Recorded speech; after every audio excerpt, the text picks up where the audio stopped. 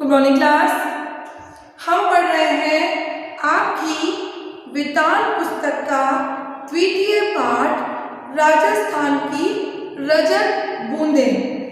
राजस्थान के मरुस्थलीय प्रदेश में किस प्रकार मीठे पानी का संचय किया जाता है और उसके लिए कोई निर्माण की प्रक्रिया चलती है, वो सब हमने जाना। अब देखते हैं आगे की पंक्तियों में। लगभग 5 हाथ के व्यास की कुई में रस्ते की एक कुंडली का सिर्फ एक घेरा बनाने के लिए लगभग 15 हाथ लंबा रास्ता चाहिए। 1 हाथ की गहराई में रस्ते के 8-10 लपेटे खप जाते हैं और इतने में ही रस्ते की कुल लंबाई 150 हाथ हो जाती है। अब यदि 30 हाथ गहरी कुई की मिट्टी को थामने के लिए रास्ता बांधना पड़े तो रास्ते की लंबाई 4000 हाथ के आसपास बैठती है। नए लोगों को तो समझ में ही नहीं आएगा कि कुई खुद रही है या रास्ता बन रहा है। देखो बेटा, हमने आपको बताया ये मरुस्थलीय प्रदेश है, यहाँ खड़िया मिट्टी की परत है। ये मिट्टी पानी के संचय का, जिस प्रकार एक घड़ा होता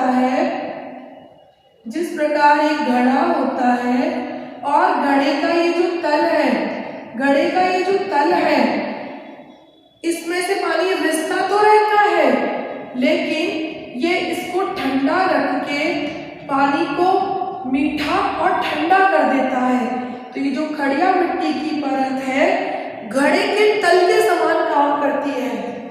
अब यहाँ से ये कुई बनने लगी। इसमें खीप नामक घास का प्रयोग बताया था, उससे ये लोग 3 अंगुल मोटा रास्ता बनाते हैं। उसके लपेटे इस तरह से दीवार के सहारे कर देते हैं, फिर इससे नीचे सरका दे, इसको नीचे सरका दिया जाता है और ये जो ऊपर का भाग है इसमें फिर पुनः रास्ता बुना जाता है। इसको नीचे सरकाया, फिर इसे नीचे सरकाया। इस प्रकार ये कह रहे हैं कि नए लोगों को तो यही समझ में नहीं आएगा कि रास्ते का काम चल रहा है या कोई खुदाई का। कहीं कहीं न तो ज्यादा पत्थर मिलता है न खीप। चिनाई करनी है तो कहीं पत्थरों से चिनाई करते हैं, कहीं खीप नामक जो घास होती है उससे ये लोग चुनाई करते हैं। और लेकिन रेजानी पानी है तो वहाँ कुइयाँ जरूर बनती हैं। ऐसी जगहों पर भीतर की चिनाई लकड़ी के लंबे लट्ठों से की जाती है। देखो, कहीं कहीं ये पत्थर से चुनाई कर रहे हैं, कहीं ये खीप नामक रस्ते से चुनाई कर रहे हैं, और कहीं जो लंबे लंबे लट्ठे होते हैं, जैसे आपने बल्लियां देखी है, बांस देखा है, इस प्रकार के लट्ठों से ये उसकी चुनाई करते हैं। लट्ठे अरणी, बण, कैर, बावल, कुम्मट के पेड़ों की डगालों से यानी डालियों से बनाए जाते हैं। इस काम के लिए सबसे उम्दा लकड़ी अरणी की है, पर उम्दा या मध्यम दर्जे की लकड़ी ना मिल पाए तो आग से भी काम चलाया जा सकता है। लट्ठे नीचे से ऊपर एक दूसरे में फंसाकर सीधे खड़े किए जाते हैं, फिर इन्हें खीप की रस्सी से बांधा जाता है। कहीं कहीं चग की रस्सी काम में ली जाती है। यह बंधाई भी कुंडली का आकार ले लेती है। नीचे खुदाई और चिनाई का काम कर रहे चेनवांजी को मिट्टी की खूब परख रहती है। खड़िया पत्थर की पट्टी आते ही सारा काम रुक जाता है। एक क्षण नीचे धार लग जाती है, छेजारे ऊपर आ जाते हैं। जब ये खड़िया की परत आ जाती है तो चेजारे ऊपर आ जाते हैं। कुई की सफलता, खड़िया परत आते ही मान लिया जाता है कुई बनाना सफल रहा। कुई की सफलता यानी सजलता का उत्सव बन जाती है। यूं तो पहले दिन से काम करने वालों का यानी चेजारों का विशेष ध्यान रखने की यहाँ परंपरा रही है, पर काम पूरा होने पर विशेष भोज का आयोजन होता था। यानी अच्छी कुई बन जाने पर जो चेजारे होते थे अच्छा खासा भोजन आयोजित, मतलब खाना, एक अच्छा खासा जीवन जिसे कहते हैं, आयोजित किया जाता था। चेलवाजी को विदाई के समय तरह तरह की भेंट दी जाती थी। चेजारों के साथ गांव का ये संबंध उसी दिन नहीं टूट जाता था।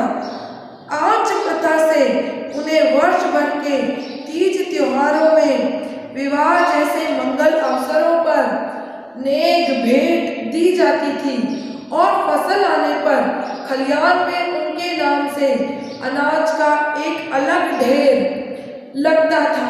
अब सिर्फ मजदूरी देकर काम करवाने का रिवाज है। यानी जो चेजारे कुई बनाने आते थे, मतलब उन्हें ऐसा नहीं है काम खत्म हुआ पैसे दिए और फ्री, इन्हें एक परिवार का सदस्य मान लिया जाता था।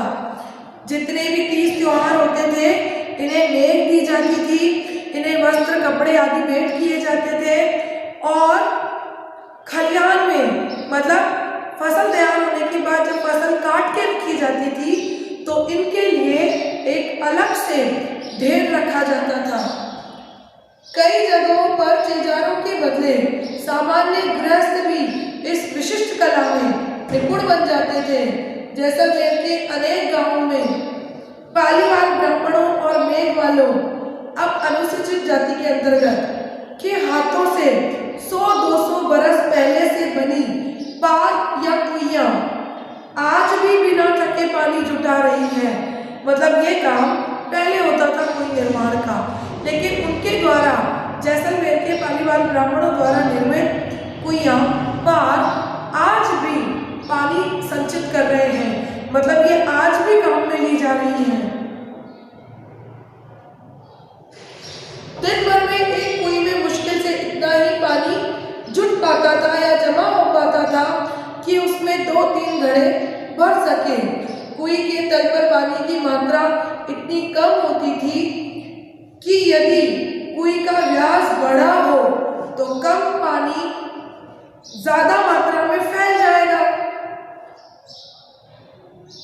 और उसे ऊपर निकालना संभव नहीं होगा।